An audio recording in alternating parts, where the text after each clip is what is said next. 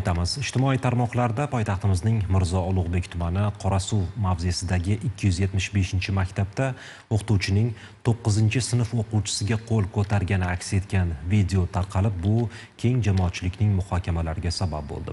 Videoda erkak o'qituvchining o'quvchiga nisbatan tajovuzkor harakat qilayotganini ko'rish mumkin.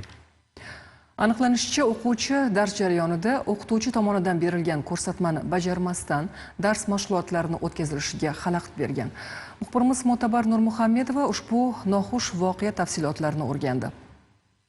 Dars paytida bolaga bilim berilishi kerak, ammo Toshkent shahrida o'quvchi dars paytida ayovsiz kaltaklandi. Poytaxtning Mirzo Ulug'bek tumanidagi 275-umumta'lim maktabidagi informatika fani o'qituvchisi o'zi o'tayotgan darsda o'quvchini kaltakladi. Shundan keyin bola shifoxonaga yotqizilgan. Ijtimoiy tarmoqlarda esa uning harakatlari keskin muhokama qilinmoqda. Shifokorning aytishicha, o'quvchi shifoxonaga hushsiz holatda olib kelingan. Bolani ko'rganimizda shok holatida edi. Bola umuman muloqotga kirishmaydi, gapirmasdi. Hozir ham Hasan suhbatdoshining savollariga to'liq javob bera olmayapti. Meni ishlayapsizmi? Tizzalab tepib tashlagan, bolani tepganda. Onasi esa bemor yotgan o'g'li bilan imo-ishora orqali muloqot qilishga majbur bo'layotganini aytmoqda. Juda ham yomon holatda edi. Hech qayerda ishlamay, gapira olmay, shunaqa holatda edi. Shokka tushib qolgan. Ma'lum bo'lishicha, Hasan va Husan egizak aka-uka. O'sha kuni sodir bo'lgan ko'ngilsiz voqeada o'qituvchi bir emas, 2 nafar o'quvchiga qo'l ko'targani, har ikkisi ham shifoxonada ekani aytilmoqda. Qarasam, bitta o'rtog'imni urib, o'sha ag'darib bo'lgan. Zokir degan informatika ustoz. Keyin shundoq bordim, o'sha o'rtog'imning yuziga qarab bo'lmaydi. Qonun hamma joyi yorilib, yirtilib ketgan. Shundoq ko'tardimda, medsestraga pastga opishayotganimda menga qaradi-da, "San ham bexga" deb menga gapirdi.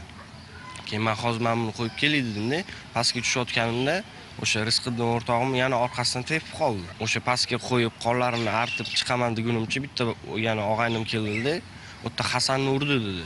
Shundoq chiqsam, Hasanni urgan, keyin Hasan o'zi tili ketib qolgan, tomiri tortgan bo'ldi. Ota-onasi esa o'g'li shifoxonaga olib kelingandan keyin bu voqeadan xabar topgan. O'sha o'g'limni olib kelgan zavuch bu yerda doktorlarga o'g'limni epilepsik kasali tutib qolganligi uchun maktabda uni kasalxonaga olib kelishganligini yozdirib ketgan ekan doktorlarga. Shunda hozir men savol beryapman maktab direktoriga, o'sha zavuchga. Meni o'g'lim yoshligidan shu 5-6 yoshidan boshlab sport bilan shug'ullanadi.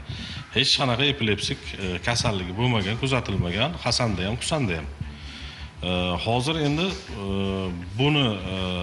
bularni bunaqa qilib yozdirgandan men tushunyapmanki, maktabda bunaqa og'ir jinoyat sodir bo'lmaganligini, o'qituvchining hech qanaqa aybi yo'qligini yashirish maqsadida uni o'g'limni o'ziga epilepsik kasali bordek qilib ko'rsatib, kasallik varaqalarida, tarixlarida o'sha mana shunaqa ma'lumotlarni kirgizib tashlashgan. Bu holatni tushuntirib berishlarini so'rasam, hech kim, hech qaysi maktab direktori ham, zavuchlar ham, o'qituvchilar ham hech qanaqa tushuntirish berishmayapti. Hozircha bu voqeada nima sababdan o'qituvchi o'quvchilarga qo'l ko'targani ochiqlanmagan, ammo bir narsa aniq, sinfxonada sodir bo'lgan bu holat jamoatchilikni jiddiy xavotirga soldi. Mumkin emas. Men xonada turaman. Menga gap degancha. Yo'q dedim, ko'p bo'ldi. Biz jurnalist sifatida hamma ma'lumotni ichki ishlar media xizmatidan ham so'raganmiz. Aytib ular beradi. Ulardan orasida o'tib, hech narsa bermaydi. Bularni maktab direktori bilan gaplashsak bo'ladimi? Yo'q, chaqirgan ular. Men ikkita qarshi qo'ldan chiqadi. Qarshi qo'ldan chiqsa, urishi mumkin-a? Yo'q, gap urishda emas. Bolasini urishi mumkin. Hamma emotsional holatga tushadi. Nima qilib ishlayapsiz hozir? Yo'q, siz meni itab chiqaryapsiz. Biz holat yuzasidan intervyular olish uchun 275-maktabga keldik, ammo o'zini maktab psixologi deb tanishtirgan 2 xodim va ko'p yillik pedagog bizni maktab ichkarisiga kiritmadi. Ikkinchi eshik, kirish eshigi yopib qo'yilgan. Izoh berishni hech kim istamayapti. Bolaning ota-onasi voqeaga to'liq oydinlik kiritilishini talab qilmoqda. Ularning aytishicha, maktab ichidagi kuzatuv kameralariga muhrlangan video yozuvlarni ham ola olishmagan. Ichki ishlar boshqarmasi matbuot xizmati ma'lum qilishicha, hozirda mazkur holat yuzasidan surishtiruv ishlari olib borilmoqda. Mazkur holat yuzasidan Mirzo Ulug'bek tumani Ichki ishlar organlari faoliyatini muvofiqlashtirish boshqarmasi tergov bo'limi tomonidan O'zbekiston Respublikasi Jinoyat kodeksining 105-moddasiga asosan jinoyat ishi qo'zg'atilgan. Hozirda tergov harakatlari olib borilmoqda.